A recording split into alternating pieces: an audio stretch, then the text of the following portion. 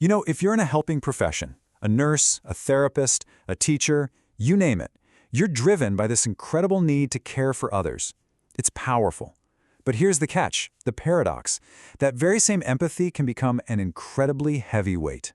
So today we're going to dive right into that. How does the act of caring sometimes lead to total burnout? And more importantly, what does the science say we can actually do about it? It's a question I think a lot of us have asked ourselves, right? You give and you give, you absorb so much of other people's pain, and then one day you just feel empty.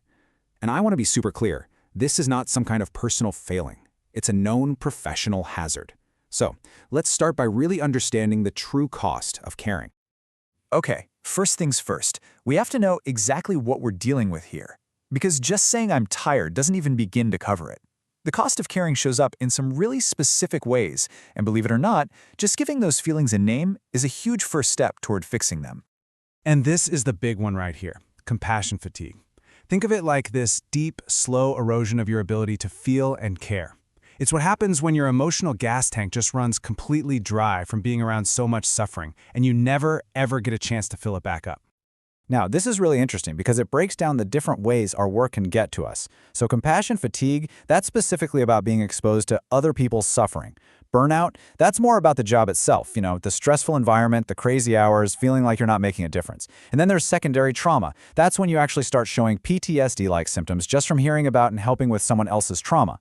Figuring out which one you're feeling is absolutely key to finding the right way to heal. Okay, so that was the tough part. But here's the really, really good news.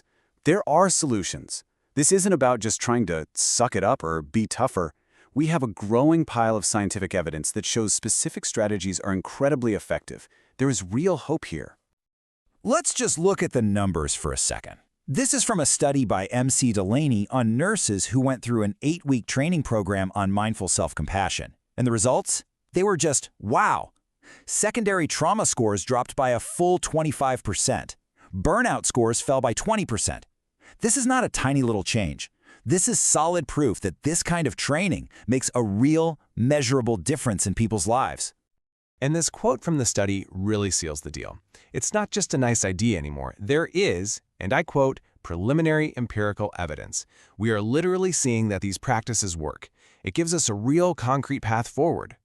And check this out, it gets even more specific. A big meta-analysis found that different problems respond best to different solutions. So, as you can see here, behavioral training works wonders for compassion fatigue. Those big, comprehensive programs, they're best for tackling burnout. And for secondary trauma, psychological interventions are the way to go. The takeaway here is huge. We can actually target the solution to the specific problem. So, with all that in mind, let's talk about one of the most powerful tools we have inside of us, building up our own resilience through mindfulness and self-compassion. These are real practical things you can start doing, like today. Simple stuff like mindful, slow breathing to just calm your body's stress response, grounding exercises to pull you back into the present moment. These practices basically help you self-regulate and give your poor, overworked nervous system a much-needed break. And this might be the biggest mindset shift of all. Self-acceptance. It is totally okay to feel angry or sad or completely overwhelmed by your work. These feelings aren't signs that you're weak, they're signs that you're a compassionate human being. Just letting yourself feel them, without judgment, that's the real heart of self-compassion. So how do we take these individual little techniques and turn them into a habit that actually sticks? Well, that's where a real, personalized self-care plan comes into play. Because it's the consistency that's going to make all the difference in the world.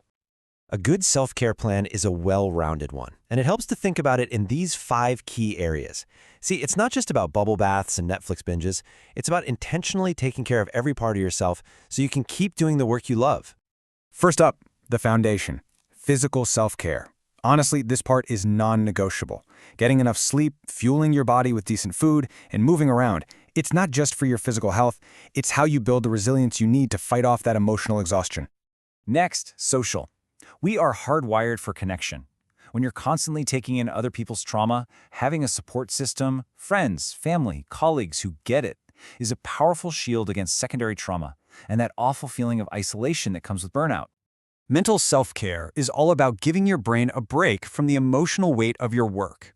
It could be a hobby, learning something totally new, or just putting your phone down for an hour. It lets your brain hit the reset button and helps prevent that mental fog. Emotional self-care is exactly what we were just talking about. It's the practice of actually paying attention to your feelings, naming them, and then letting yourself feel them without beating yourself up. Things like journaling or talking to a professional can be game changers here. And finally, spiritual self-care. Now, this doesn't have to be religious at all. It's about reconnecting with your why. The core values and the sense of purpose that made you want to do this work in the first place. That connection can be an incredible anchor when you're feeling lost. And this brings us to one last, really crucial idea we need to reframe. We have got to stop thinking of self-care as selfish. We need to start seeing it for what it truly is, an essential professional practice. Here is a super simple but powerful tool you can use right in the moment when a tough emotion bubbles up. First, just name it. Okay, I am feeling frustrated. Second, acknowledge it without judging yourself. It's okay that I feel this way. And third, try to reframe the story. What could this feeling mean? Maybe that frustration is just proof of how much you deeply care about the outcome. So let's be absolutely clear.